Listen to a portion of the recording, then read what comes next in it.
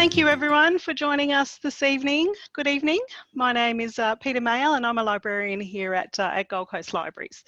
I'd love to thank you for joining me, giving up some time on your evening to join us.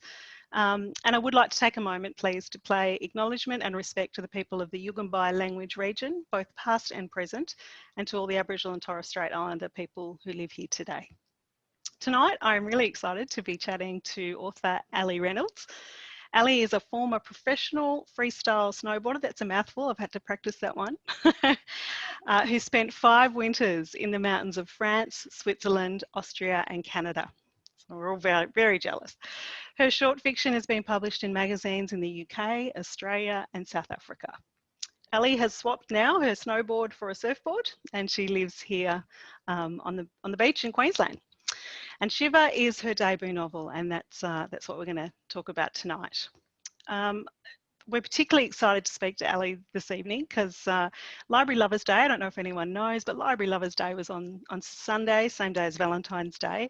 And we are really proud. Allie actually gave us an acknowledgement in her book because she's actually written some of the book in Gold Coast Libraries. So we're really excited to hear about that and yeah, talk to Allie about why she loves our libraries as well tonight.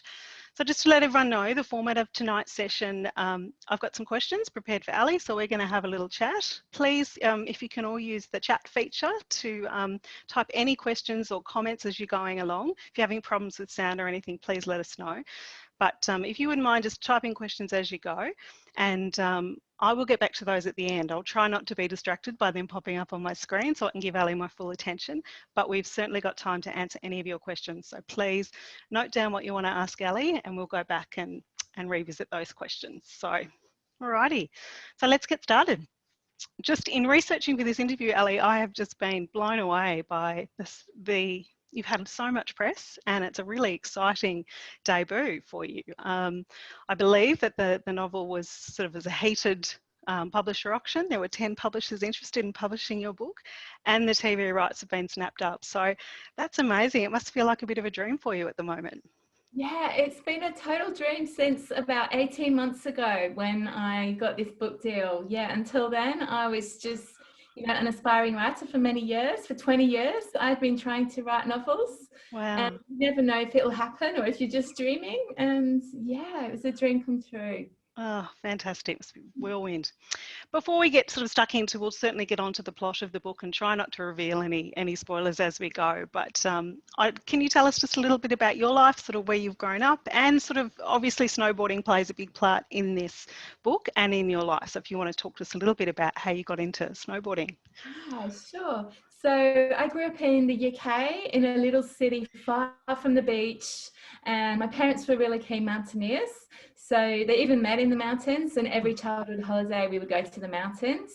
And I skied from a pretty young age. We had relatives in Scotland, so they just put me on some farmer's field with some borrowed skis, like no lessons or anything, and off I went.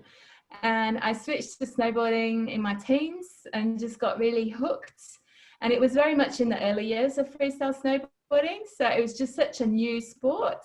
And yeah, I did 5 winters living and training in the mountains. I competed in the British Snowboard Championships and got some product sponsors at one point, and then got injured, lost the sponsors and pulled out of the sport. It's a really dangerous sport. And yeah, I'm glad that I finished it relatively in one piece. I actually really picked that up in the reading of the book. It was, sort of heart in your mouth stuff and just, yeah, the potential for injury. And that it's just so, even part of training is, yeah, it's frightening. So lots of courage for that one and for being a writer, I suspect. But is writing something that you've always, is it something as a child that you were good at, that you've always sort of wanted to do or dreamed of writing a book? Well, my first ever job was in a bookstore when I was 14. It was a Saturday job. So that continued all through my teen years. And yeah, I was just surrounded by books and always dreamt of writing one ever since then. So yeah, I've been trying and trying, and yeah, took a long time. 20 So years. do you want to tell us a little bit about your writing practice? I mean, part of, as I said at the beginning, I feel like a bit of a proud mum because you wrote some of it in our library, and we are so excited for that. And you know, we really believe in fostering writers and a love of reading and literacy. So, you know, we're thrilled by that. But if you can tell us a little bit about sort of, how you started, well, came to this Sure. book, this idea, and getting that one published. Yeah, sure. So even 20 years ago, when I was living in the mountains in my very first winter, I knew I wanted to set a novel there one day. So I kept a journal, and it turned into a novel in the next winter. And for quite a few years, I was writing this different mountain set novel, and I just kept getting in a big mess with storyline. So I put it aside and had it go to a couple more novels. And also I was writing some short stories for women's magazines. And I found it was a lot easier to, you know, to finish a story when it was a short one compared to a long one. And I feel like I learned a lot about plot from that. Short stories often have a twist. So it was a really great training ground. Finally, I got the idea for Shiver about 2 years ago. And one thing that inspired it was Agatha Christie's And Then There Were None, which is one of my favorite novels. So I thought I could maybe take that concept of a group of people being invited to a remote spot under false pretenses, and then give it a contemporary twist. So the characters are young snowboarders on a glacier. And then another seed of inspiration was a newspaper article that I saw. So some hikers had been out walking one summer in Switzerland, and they had seen a hand and 2 shoes protruding from the ice. So they'd called in the mountain rescue team, and they had uncovered the body of a person who'd gone missing there 30 years earlier. And I began researching this, and it's apparently very, very common that if someone disappears in the mountains, they fall down a crevasse or get buried in an avalanche, for example, they might not be found until many years later. And I researched the glacier where I was living in my first winter, near Chamonix, near to the Mont Blanc area. And I was really shocked to learn that 160 bodies are currently thought to be held there in that ice up there. So it got me thinking about how if someone disappears in the mountains, we don't know if their death was an accident or something more sinister, or even if they're there at all. Maybe they chose to disappear. So that kind of gave me another. There's lots of plot lines there, isn't there? Yeah, fantastic. Oh, it's exciting. When you were snowboarding, were you writing then? How did you sort of manage your? Yeah, well, I was writing this journal, and then I was trying to write a novel, but it kept kind of changing the storyline, you know, just twisting around. I didn't really know what I wanted to do with it. Which is practice, isn't it? Which all writers, you know, And I never used to plan my novels. So Shiver was the first one that I actually planned. And I think it's the sort of novel that I would have had to plan, because it's got 2 timelines. We switch from now and 10 years earlier, and there's lots of secrets getting revealed at different stages. So I don't think I could have written it without actually sitting down and planning it. Yeah, great. All right, let's talk about the book. So it's been described as a locked room thriller. What can you tell us about the plot? I don't want to spoil it for you guys that may not have read it yet. I certainly hoovered it on the weekend, and I think once you get your hands on it, you will read it really quickly because you want to know what happens next. But can you tell us a bit about the novel, and without spoiling it for our audience? Yeah, I won't give any spoilers, sure. So Shiver begins as 5 former friends are invited to an isolated mountaintop reunion in a tiny French ski resort. 10 years earlier, they were snowboarders competing and training in the resort until tragedy struck. So now it's the off season, and the resort is really quiet. They gather at the cable car that's running just for them to take them to the isolated mountaintop venue. So as they go up, there's some confusion over who invited them. And when they reach the ski lodge at the top, it's dark and deserted. An icebreaker game has been laid out for them. The game reveals some of their darkest secrets and suggests that one of them is a killer. But the cable car's no longer running. There's no easy way down. If they want to get off the mountain alive, they've got to figure out who to trust and decide what really happened that winter 10 years ago. So yes, it's been called a locked room mystery because we sort of know that somebody knows all these secrets about them, and it really could only be one of their little group. And I think a locked room mystery is probably one of my favorite types of story, because I love how, you know, this idea of the people you need to fear the most are the people closest to you. It's not some stranger, a serial killer that we don't know. It might be your best friend or your boyfriend or your girlfriend. Those are the people you need to fear. So I just love that idea. Yeah. And another really important thing to me, I wanted to often in thrillers and crime, we see the female characters maybe as victims or as being weak. And I really wanted to have a very strong selection of female characters and see if I could get the male characters that were trapped with them actually feeling threatened by them, you know, feeling worried about them. Of them. So it's true. You've sort of flipped that genre on its head, haven't you? Because it is, female athletes, they're very, very strong people, not just physically but mentally as well. And I think that competitive that runs through the book, really, that competition, and it's quite cutthroat, isn't it? The desire to win and be the best. And yes, I won't say, but there's some characters in your book that some underhand tricks. Can we touch on that? Is that, you know, have you had friends ringing you up saying, was I that character in the book? Like, how much of your experience did you draw on to write the book? Every interview that I've had, people have said, oh yeah, snowboarders sound really cutthroat. I'm really happy to say that in my experience, it was not like that at all. The snowboarders that I trained with were the nicest bunch of people, but it wouldn't have made for a good thriller. No, of course. It would be nice. But as a former athlete, I'm really fascinated in other sports, and I have heard so many stories about other sports where the athletes play mind games with their opponents, you know, intimidation strategies, or they try to phase them or, you know, deceive them in some way. And I got thinking about how if they did that in an extreme sports environment like snowboarding, it could easily be deadly. Yeah. So it just got my imagination running. Absolutely. No, who for you was the most challenging character to write in the book? Did you Yeah, probably Saskia. Okay. Yeah, but when I initially wrote her, maybe she wasn't likable enough, and I had to then go back into her character and show her a little bit more in a different light sometimes. Warm her up a little bit.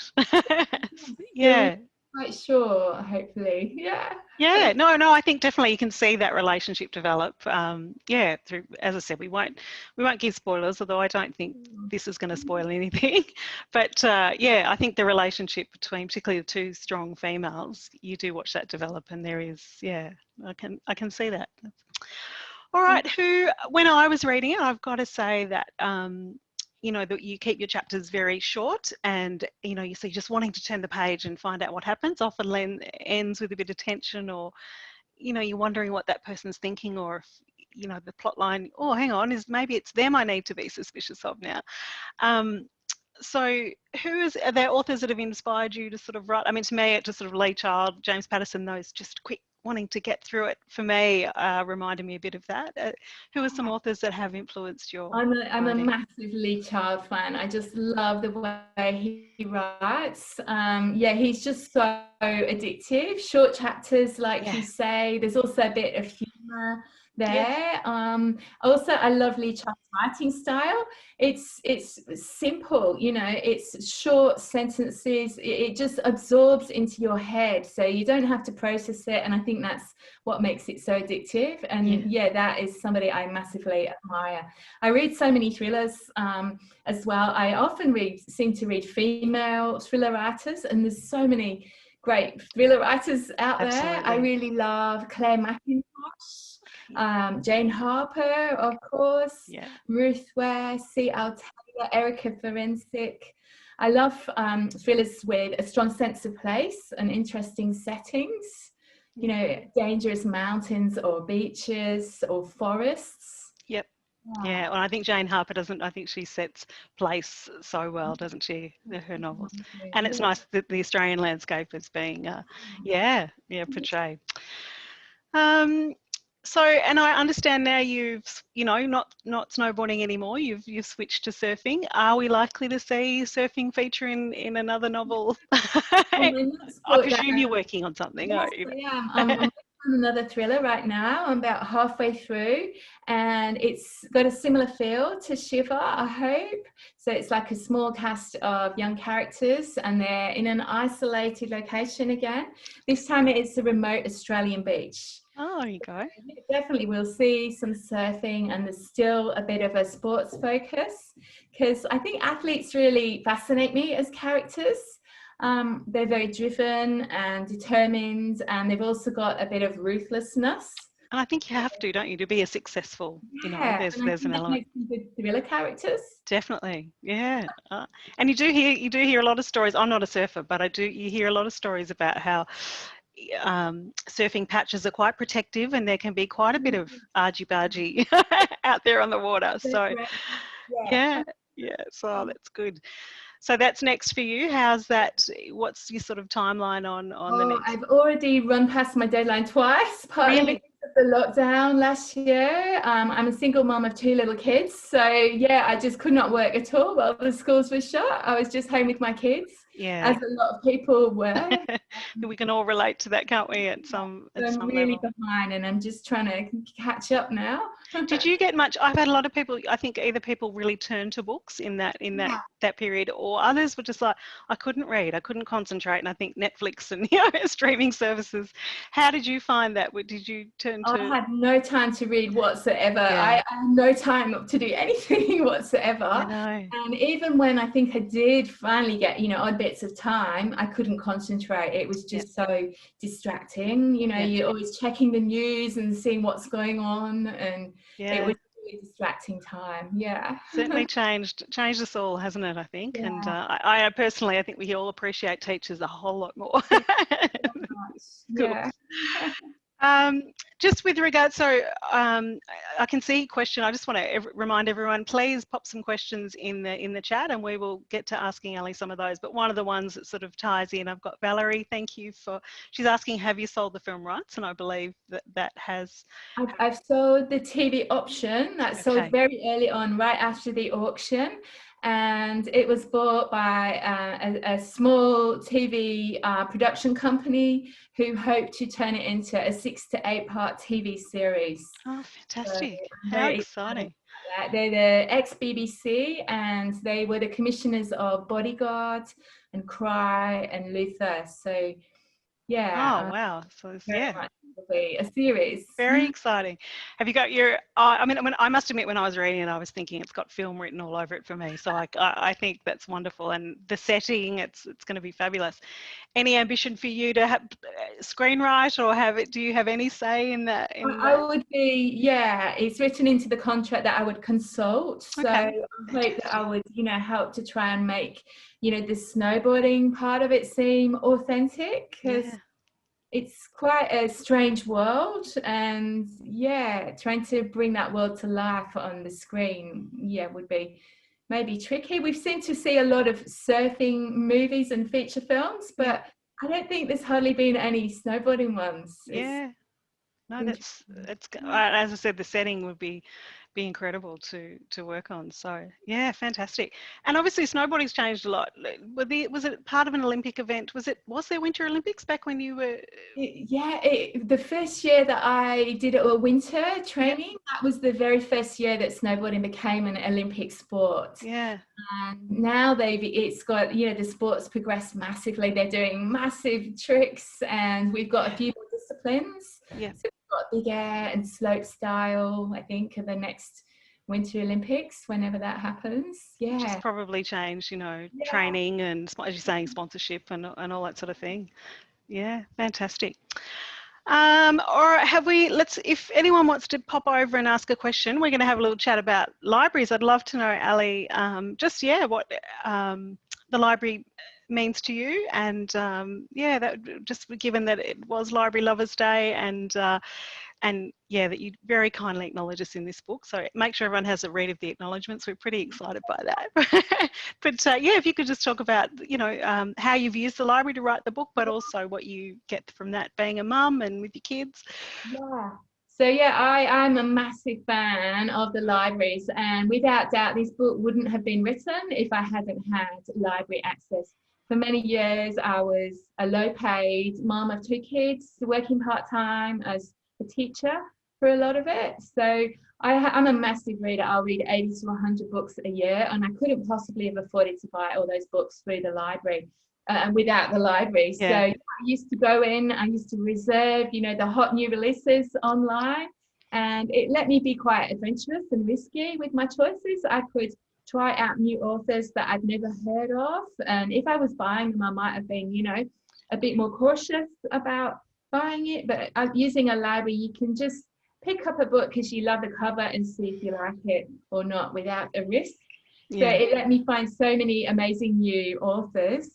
I also read lots of books about writing from the library. I attended a lot of workshops with some really great authors that came in and talked about their experiences. I also used to escape to the library when my kids were little, when I could, and just for somewhere to write in peace and quiet. I also love the online system. So for a long time, I was a freelance writer, working part-time and writing for publications in South Africa and the UK. So thanks to the library, I could access all these publications from around the world, women's magazines that, you can't get hold of without an online reader. So it was amazing. That's fantastic. No, thank you. I think it's a wonderful service, and there are so many resources that people might not be aware of. So it sounds like you're utilising a lot of our services. So that is fantastic. Just to let everyone know, Shiver is a hot read at the moment. So for anyone that doesn't realise, the hot read it's a 1 week only loan, because people are reading them quickly and getting them back. It's the latest and the hot new things, but obviously we've got copies that you can borrow for longer than that, and we do, of course, you can purchase that too at your local bookstore. So we do encourage that. So great. we're going to have a look at some of the questions now. We might pop over. I presume Shiver is translating to French, because I'd like to order a copy for my friend in France. What could you tell us? Looks like there are a few editions there. So it's called Hors Piste in French. It's got the same as the Aussie cover, you'll see. Yes, so it is available in French. It's published by Calman Levy. So in German, we've got some different ones back there. Can you tell us about these? Well, these are the only ones I've got so far, the French, the German. I've got the USA cover, which looks totally different. And same title? Been sold in, I think, 23 territories, and it will be translated into 22 languages. That's amazing. Yeah, it's not in all of the different countries yet, because sometimes it takes them a while to translate it. Right. Hopefully in the next year sometime. And so did you have much of a say in choosing of those covers and where the book was going to be released, or was that sort of your publishers? So my agent, I've got a really fantastic agent in London, and they have a really great foreign rights team. So then they just sent the book out to, sometimes they have sub-agents in different countries, or they contact the publishers themselves, and yeah, try to get it in as many countries as possible. Often with me, they show me the cover Yeah. and see what I think of it, but I'm not an artist and I know nothing about that. So I've been really happy to leave it up to them to Be guided by the, yeah. Can you tell us about getting an agent? How did that sort of come about, you know, and how important is that for writers?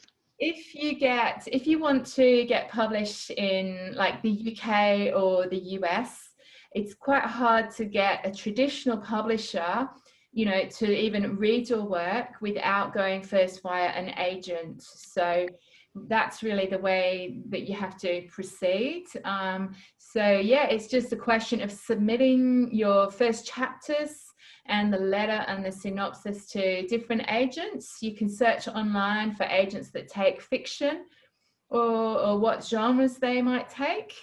And yeah, then submitting and hopefully finding one. So, Yeah, fantastic. yeah. And the editing process, how did you find that? You hear some writers talk about it and, you know, the criticism once they kind of got over the initial red pen, you know, say that it really helped their writing. How did you find that?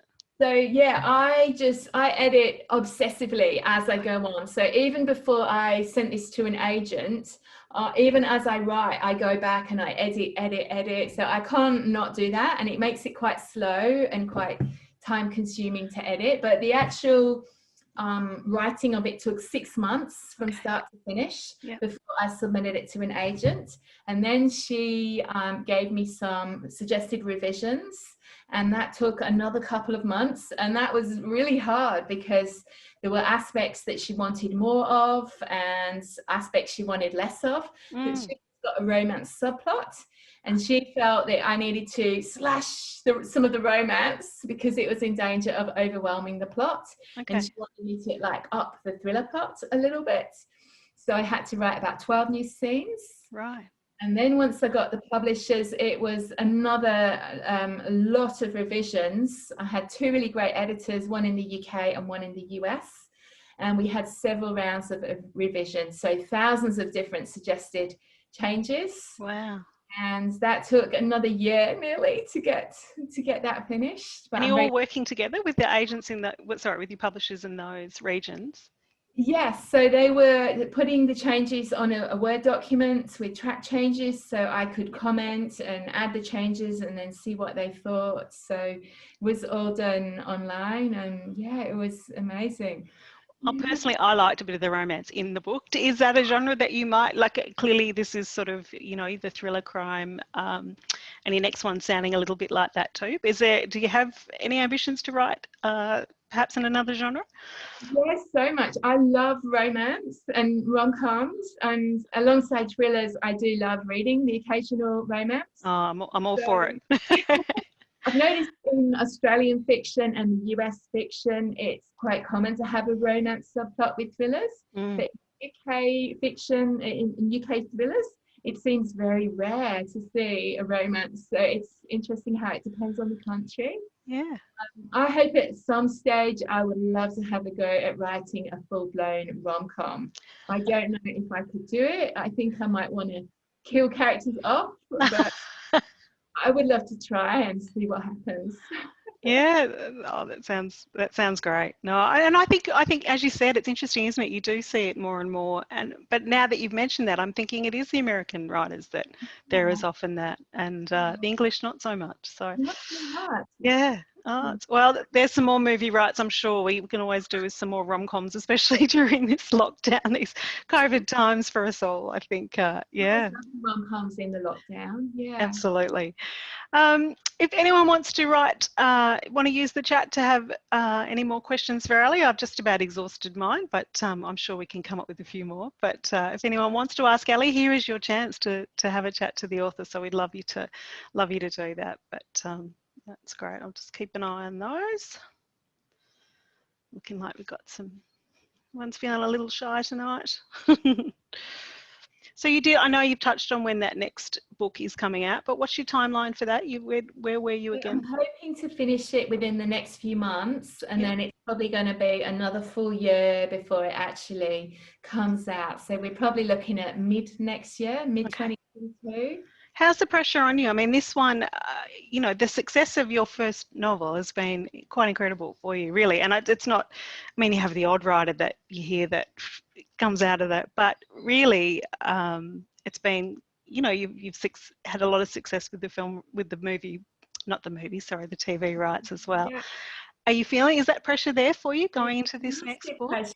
Authors talk about second book syndrome, and I'd heard of it, but I hadn't really understood it. And yeah, it's the pressure of, you know, you write the first book, like nobody's going to look at it or ever read it.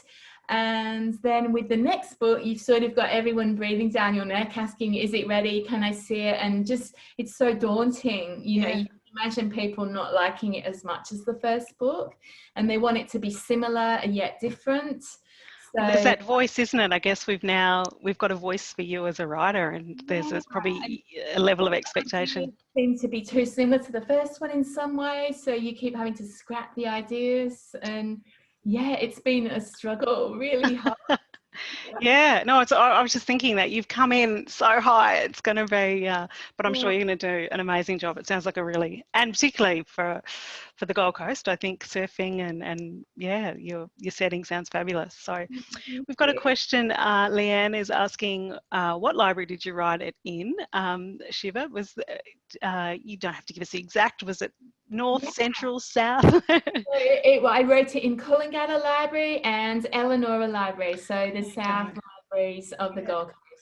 Yeah, fantastic. So, it's exciting. Valerie, thank you. We've got a question. Are you able to tell me the name of the small French resorts high up in the mountains? So some of the ones that you may have visited up there. That I visited, yeah. Shiver is set in a fictional French resort. It's called Le Rocher. So I needed certain features. I needed it to be very high, and I needed a kind of ski lodge where they could sleep up there. And I don't think that exists, because I think it would be quite dangerous to sleep on such a high. Or the altitude, yeah. It's based a little bit on the French resort of La Grave, which is a really famous resort for its extreme steep slopes and, you know, backcountry, dangerous terrain, and also a little bit on the Swiss resort of Lax, which has a really great half pipe where they have a lot of competitions. Great. So yeah, Valerie has said that's what she wanted to know, if it was fictional. So it was made, but obviously heavily influenced by places that you've stayed and visited. So, and I'm sure you're hoping, it would have been lovely to have taken this one on tour, wouldn't it, to some of these ski resorts, but not to be at the moment, sadly. The publishers said at one stage, they said they hope to do the launch in a German forest somewhere. I have been hoping to go over to Europe for the launch in September or October, or before the launch. But yeah, of course it didn't happen, so maybe next time. That's right, maybe it's a tropical island in your horizon for for the next book. Wait and see. Thank you everyone for your comments, really appreciating the participation there. That's fantastic. So yeah, is there anything else, Allie, that you wanted to share with our listeners about people that are tuning in tonight, just about your writing journey, or any advice for our aspiring writers? Just don't give up, just keep on writing as much as you can. And I think I learned nearly everything I know about writing from reading, so just reading as much as possible. And also there's so many great books on writing out there. I brought along one of my favorites. This one is called The Emotional Craft of Fiction. So that's one book that made a massive impact on me. If anybody's writing, you might want to check it out, by Donald Mass. So okay, thank you. You were saying that you have submitted short stories. Was that sort of how you got started? Are you a journalist, or was it just? I was an English teacher for many years, and I don't have any journalism training. I don't even have an English degree. So yeah, it was just really something I started as a hobby, and I gradually began submitting short stories to women's magazines like That's Life here in Australia. And yeah, it was great. It gave me a part-time income alongside my teaching. And when I had very young children, I eventually finished the teaching in order to focus on writing. It's a very competitive market, the short story market, so I really wouldn't recommend it, because a lot of magazines have since you know, ceased publication or they stopped taking fiction. But yeah, it was a lot of fun trying to write the short ones anyway. Yeah, and as you know, it's all sort of honing your craft, isn't it? And I think that's part of it, you know, Yeah. becoming a writer. So fantastic. Well, I think that's probably, you know, all I wanted to share tonight. And I just want to thank everyone for joining us. We've had a really great response and some wonderful questions. If anyone wants to jump in with any last minute, we very happy to take those, but otherwise we might let you all get on with your evening. But Allie, thank you for your insights, and you know, personally, just thank you for loving the library and what we do, and for being a wonderful ambassador for the importance of reading and writing, that we are a space that people can come and you know, use it in a whole lot of different ways, the library, whether it's for your kids, for working, and the number of different resources we've got. So we really appreciate that. And I think this is, we've got our Writing Fridays group just started up, and I think some of your tips on writing is just going to be fabulous and really inspiring for people. This is, you know, debut novel, and look at you guys. So we're very proud and very thankful for your time and for joining us. I know the comments here, I'm getting a lot of people saying, Carol, thank you, that very much enjoyed the interview and loves her local library, which is the Upper Coomera Library. And yeah, so thank you. So thank you everyone for joining us this evening. Please, just reminding everyone that Shiver is in our libraries as a hot read. As I said, you can get general loan copies, and it is available to purchase at your local bookstore. And special thanks to Allie's publisher Hachette, who have helped make this possible for us this evening. So good night, everybody. Thanks for tuning in, and thank you, Allie, for your time. And thank you again to Gold Coast Libraries. I couldn't have done it without you. Thank you. Appreciate it. Good night, everybody. Thank you.